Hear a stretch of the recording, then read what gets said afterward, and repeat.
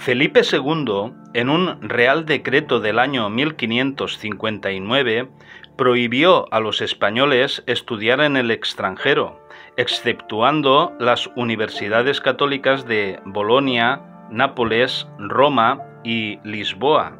El motivo era librar a España de la Europa heregíaca.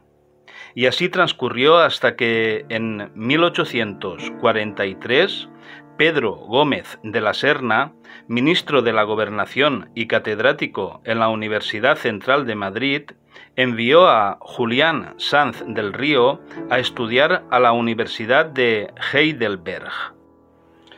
Ese mismo año, Sanz del Río fue nombrado catedrático de Historia de la Filosofía en la Universidad Central de Madrid, donde terminó Derecho en 1840. Gracias a su tío materno, sacerdote que se encargó de su instrucción cuando Sanz del Río quedó huérfano a los 10 años. En Heidelberg, Sanz del Río conoce a los krausistas y se entrevista en Bruselas con Heinrich Arens, discípulo aventajado de Krause. En el año 1844 muere su tío y tutor, y Sanz del Río vuelve a España. Un año después renuncia a su cátedra y se retira a Illescas, Toledo.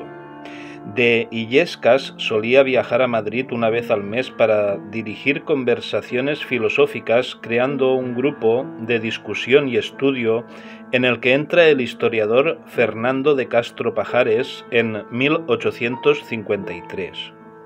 Ese año coinciden en la Universidad de Granada, donde estudió cánones Sanz del Río, Nicolás Salmerón y Fernando Giner de los Ríos.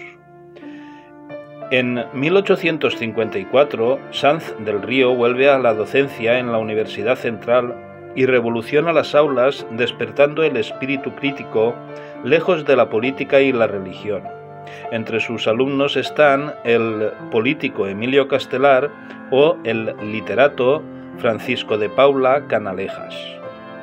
En 1858, Nicolás Salmerón finaliza sus estudios en la Universidad Central de Madrid, donde es alumno de Sanz del Río, y simpatiza con el krausismo adaptado a las circunstancias españolas de Sanz del Río. En 1862, por iniciativa de Manuel Ruiz de Quevedo, se funda el Círculo Filosófico y Literario de Madrid, que se reunirá en la calle Cañizares. Allí conocerá Sanz del Río a Giner de los Ríos, que se convertirá en su principal continuador. El Papa Pío IX, que tras la creación del Reino de Italia en 1861 ve peligrar sus posesiones, en 1864 publica la encíclica Quanta Cura y su anexo Syllabus Errorum, donde condena las nuevas corrientes ideológicas surgidas tras la Revolución Francesa, el panteísmo, el racionalismo, el naturalismo, el socialismo, el comunismo y especialmente el liberalismo, que califica como el mayor error del siglo. Los tradicionalistas consideran a Sanz del Río una amenaza al monopolio docente de la Iglesia Católica y lo condenan como un hereje recalcitrante. Los tradicionalistas, con el nuevo impulso de los neocatólicos surgidos tras la encíclica de Pío IX, consiguen que se abra un expediente sancionador a Sanz del Río. En 1865, Emilio Castelar publica su artículo El rasgo, donde denuncia las prácticas de Isabel II y el gobierno en la venta de patrimonio real para sanear la hacienda, donde Isabel II se queda a título personal el 25% del dinero. Castelar es cesado de su cátedra en la Universidad Central y se produce la noche de San Daniel, donde el ministro González Bravo envió a la Guardia Civil y al Ejército a reprimir una serenata en la Puerta del Sol en apoyo a Castelar y al rector Juan Manuel Montalbán. Hay 14 muertos y casi 200 heridos. El año 66, Castelar es condenado a garrote vil y huye a Francia, mientras Salmerón funda un colegio, el Internacional, para impartir una enseñanza libre.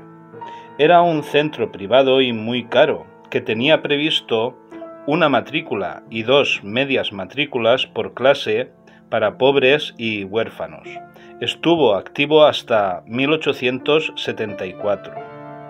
Ese año, 66, se produjo la primera crisis financiera capitalista en España por la quiebra de bancos relacionados con los ferrocarriles, que pertenecían a los hermanos Pereire, que vieron cómo un año después tenía que cerrar su Crédit Mobilier. Sin embargo, los Pereire habían favorecido la creación de Crédit Lyonnais en el año 63 y de Société Générale en el año 64, ambos nacionalizados por la República Francesa en 1945.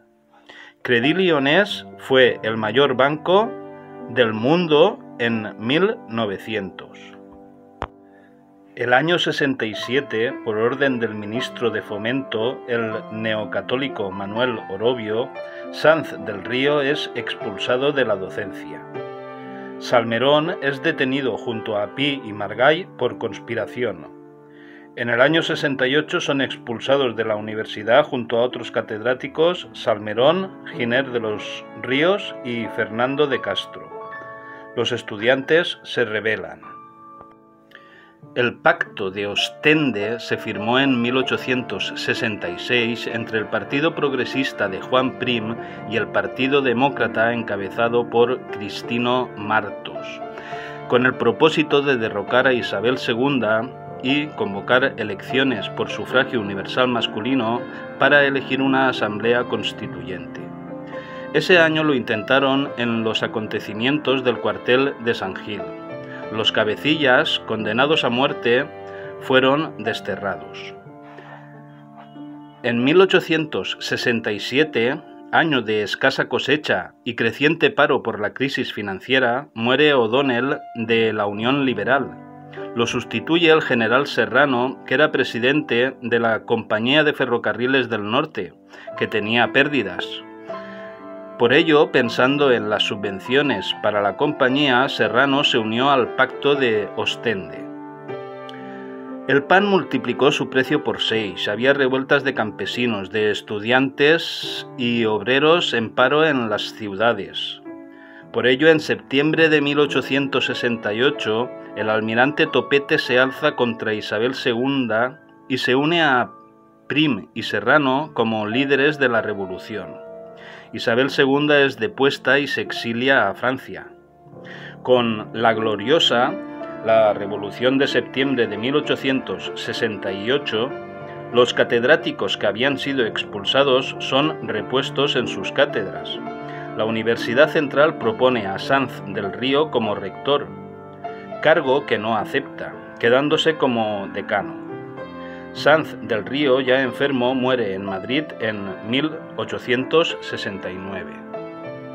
Ese año, por primera vez en España, todos los hombres mayores de 25 años tuvieron derecho a voto.